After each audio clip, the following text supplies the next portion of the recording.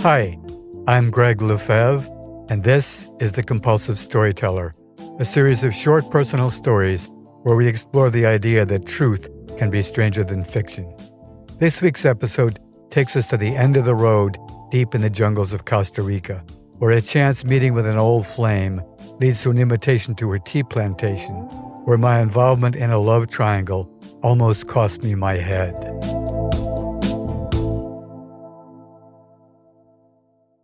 Chucky and the Princess.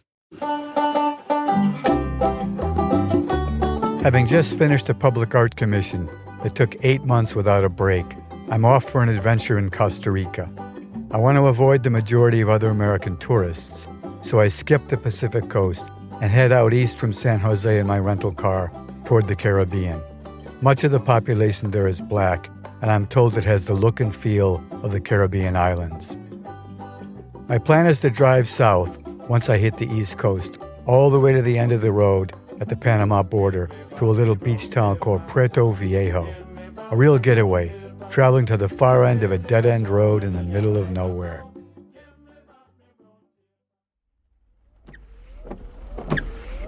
The sky is black, and the rain is coming down hard as I head south through mile after mile of banana trees.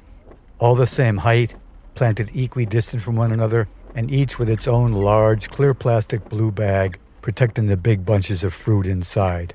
Hardly the wild jungle that I'd envisioned. As I arrive in Puerto Viejo and look out to the sea, the sky overhead is incredibly black, but just above the horizon, there's a golden band of light below the edge of the storm where the setting sun is visible.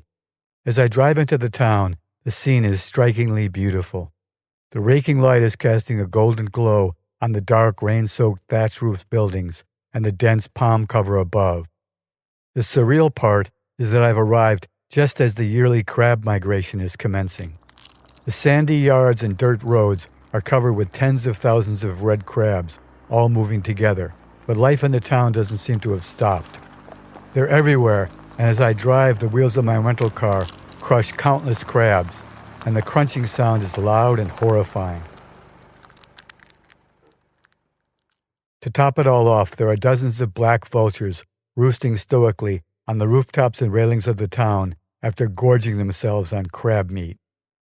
It's been a long drive, and after parking, I take a deep breath to savor the smell of the tropical jungle air. As I walk along dodging the crabs below and looking warily at the nearby vultures above, I enter the thatched open bar and take a table. After my first sip of cerveza, I look happily around, knowing that for sure I've come as far from Manhattan as I can possibly be. I finally arrived at my well-deserved vacation. Finishing my first beer, I take stock of the crowd in the bar, mostly black and Spanish locals and a few white people, one of whom is a very pretty blonde, sitting 2 tables away. Something about her profile seems familiar, and then to my surprise, I realize that I know her. So much for getting away to the ends of the earth. A decade before, when I had an art studio at the Shoe Factory, an abandoned industrial building in Boston, she lived on the top floor above me. She always dressed the hippie, beads, bangles, and jeans, with an unbuttoned blue work shirt showing off her ample breasts, and tied at the waist to expose her midriff as well. She was very touchy-feely and flirty, but sadly she had a big, burly boyfriend who followed her everywhere. I always kept my distance, even though I was keenly interested. I go over to her table and ask, "Sherry?" and am amazed that she actually remembers me. The beer has loosened my tongue, so early in our conversation, I confess that I've always had a crush on her. "Yeah, I liked you too, but you must remember Carlos. He was both jealous and violent. Thank God I'm out of that shit show." We click our beer bottles together in a toast to his absence. She surprises me at this point, saying, "Believe it or not, I have a tea plantation in the jungle just outside of town. If you'd like, why don't you come for a visit for a few days?" She then smiles and winks, saying, "All expenses paid." When I agree, she draws a map on a paper napkin, and I respond, "Wow, what a nice surprise." She stands up, gives me a big hug and a small kiss, and is gone. Most of my knowledge of tea plantations comes from travel movies about the British colonies of Southeast Asia. I envision a compound of nicely maintained colonial buildings, whitewashed tree trunks, open verandas with tropical gardens, servants, and plantation workers. Sounds like a perfect place to relax and spend a few days, and maybe even share the pleasures of an old flame. The next day, it's difficult to follow her paper napkin map because I'm driving through a maze of just barely passable dirt road in the dense jungle. She wrote the word swamp near the plantation, so when the road disappears into the shallow waters of a swamp, I guess that I've arrived. In my trunk, I spread open my suitcase, trying to decide what clothes to bring. Do I need some formal wear if I'm going to lounge about on a plantation? Somehow, I managed to flip a pair of my undies into the water below the car. As I lean down to pick them up, a machete comes out of nowhere, lifting them to me, dripping wet at the end of the blade. Completely startled, I jump backwards. The man wielding the machete is very amused at my response. He is short, dark-skinned, with black hair cut in a page boy-like haircut, and wears a torn t-shirt and tan, ragged cut-off cargo pants. He points to himself and says, "Chucky." Then he points to me and asks, "Greg?" Once my suitcase is repacked, he insists on carrying it, balanced on top of his head, with his machete in his other hand. He signals that I should take off my wet shoes and roll up my pants, which I do. Then we set off through the swamp at a very fast clip. After half a mile, we are again on a flat, dry jungle path. The land becomes uneven, and we climb up and down a series of small, steep hills. Then Chucky stops, points into the jungle before us, and says, "Princess!" Through the dense foliage, I can see a tall, multi-storied treehouse cobbled together with various local woods, surrounding the trunk of an even taller kapok tree. This is definitely not the tea plantation house that I'm looking forward to. As we approach, Sherry appears from within and yells, "Hello, Greg," and runs up to me with a big hug. As she hugs and hugs, I'm facing Chucky, who stiffens with anger and looks away, so I break free from her embrace. "Welcome to Jungle Hill Tea Plantation," she says proudly. I feel like saying, "Tea plantation? You gotta be kidding me. Where's the tea? Where's the main house? Where are the workers and the servants?" But of course I keep my mouth shut. "So you met Chucky? Did he behave himself?" "Oh yes, he carried my bags and led the way." Then she said, "Yes, Chucky has many talents, and he's very good at carrying and fetching. He completely adores me. And you know, actually, he's my slave in a way. He'll do anything I want." I take pause as I unpack the political incorrectness of what she's just said. Someone once wrote that people tell you everything you need to know about them in the first 10 minutes of knowing them. This was one of those instances. "Chucky seems like an unlikely name for him," I say. She responds, "Oh, he just loves cheese, that's all. And Chuck E. Cheese is an American chain, so I named him after that. He calls me Princess." I feel a little weird not including Chucky in the conversation, but I soon learn that he speaks only Nico, the native language of these parts. Later I do some research and learn that the local natives are actually called the Bribri, but among the residents of Puerto Viejo, they're called the Nicos.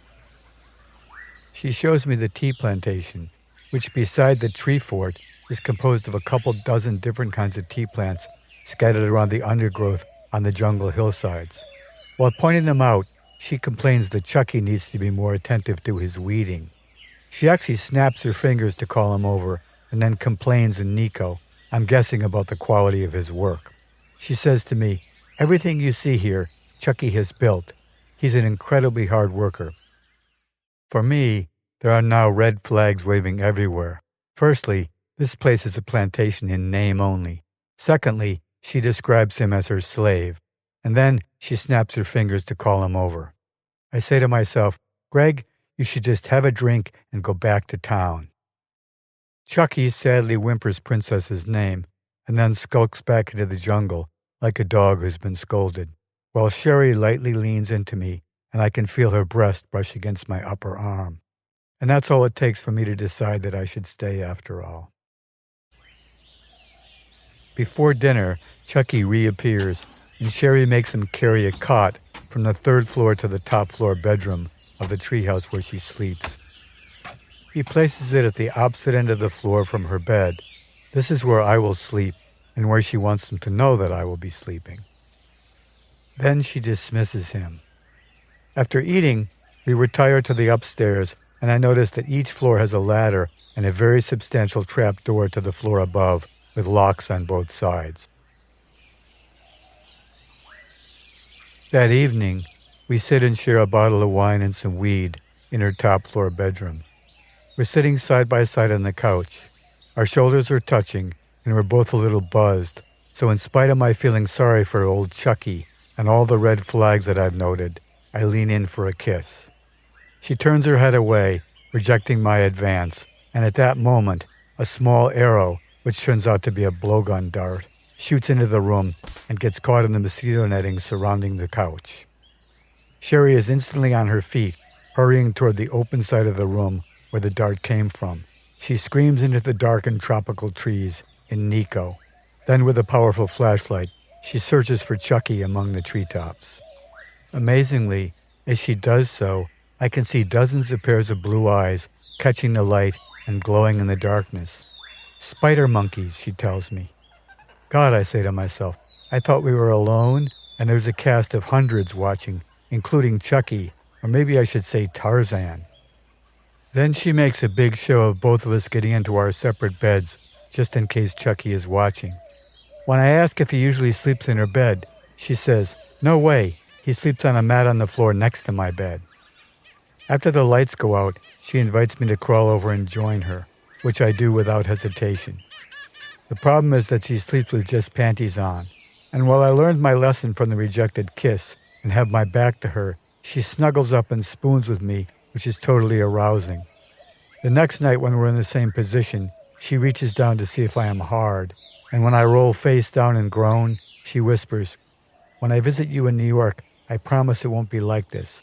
I just don't feel right about having sex with you in the house and in the bed that Chucky built." So at least she did have some kind of confused morality, I think to myself. But of course, the same can be said about me as well.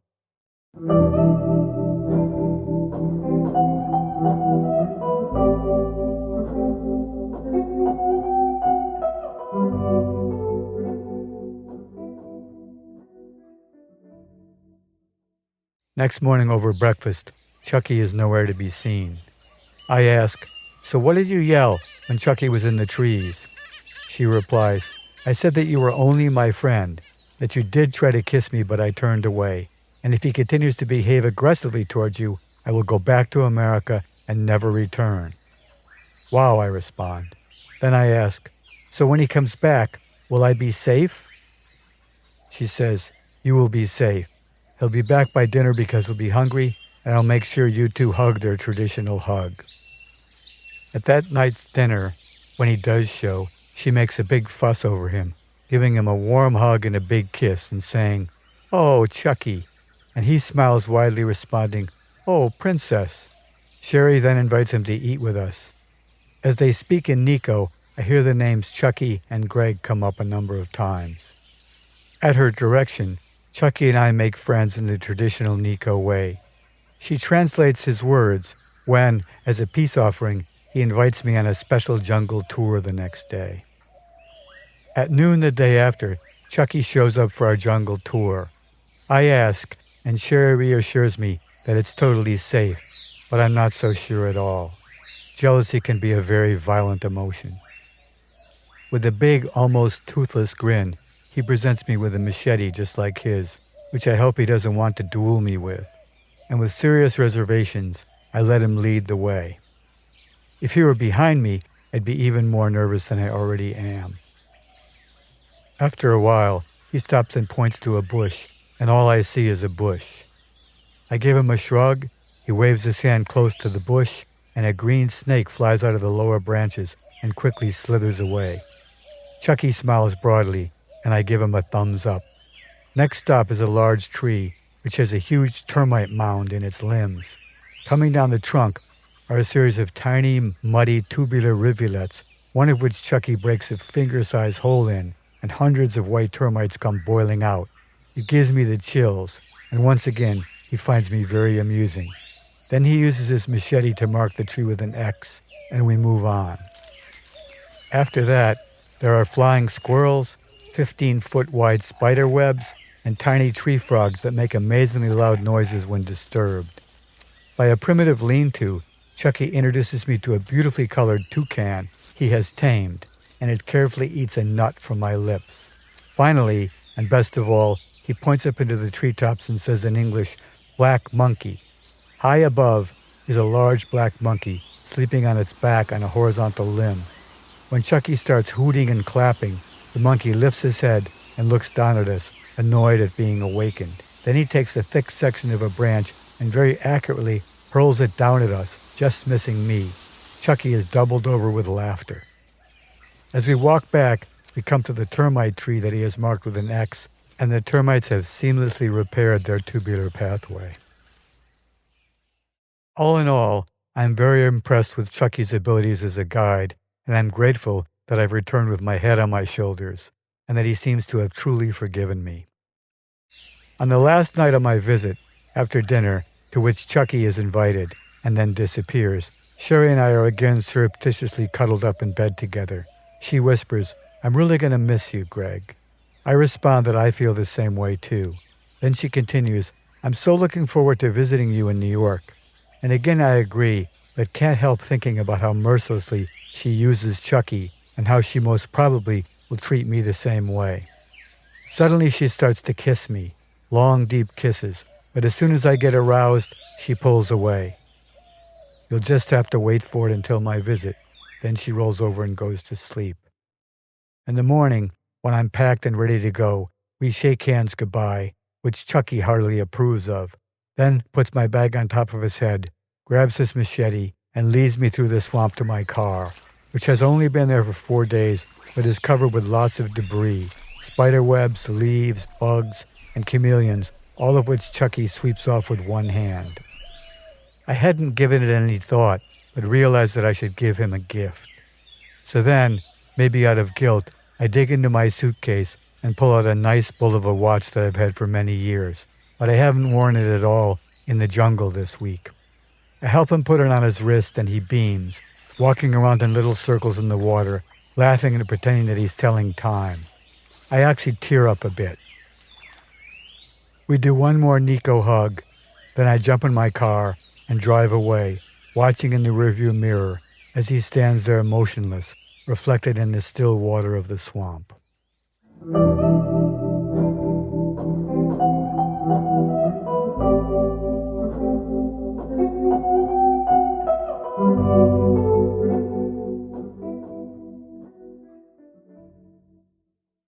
Once I'm back in New York, Sherry and I exchange a few letters, and then, a little over a year later, I receive a letter where she suggests some specific dates for her visit and asks that I send her a round-trip ticket, which I do.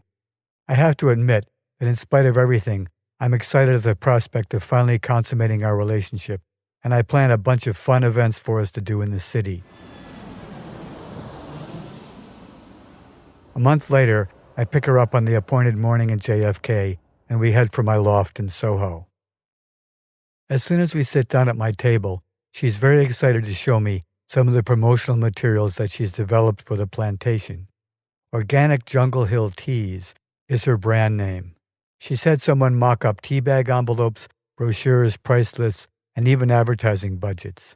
I smile back encouragingly and wish her luck, and then suggest that we head out for our trip to the Met. But she wants some weed and some wine first. As soon as we get a little buzzed and relaxed, she says, "I have something I want to ask you, and it's really important to me." I nod. "Greg, I want you to invest in the plantation." I'm disappointed because I had a feeling that this was coming all along. When I ask what kind of money she's talking about, she tells me, $20,000, but I'll pay you back every cent. I say, "Let's go to the Met." And she says, "Oh, Greg, please say yes." And she gives me a big wet kiss, but I put off my decision. At the Met, She's cold and disinterested, and that night in bed, when I snuggle up to her, it's obvious that nothing's going to happen unless I agree to her request. It's just a quid pro quo, which I guess was my fear the first time I laid eyes on her again and her sorry little plantation. I feel deeply sad as I drift off to sleep, and Sherry is next to me with her back turned. My fond remembrance of Chucky comes to mind, standing motionless in the swamp as I saw him last. He's back in the tropics now, toiling away to finish the list of chores she's left behind, hoping to complete everything on the list to make his princess happy upon her return.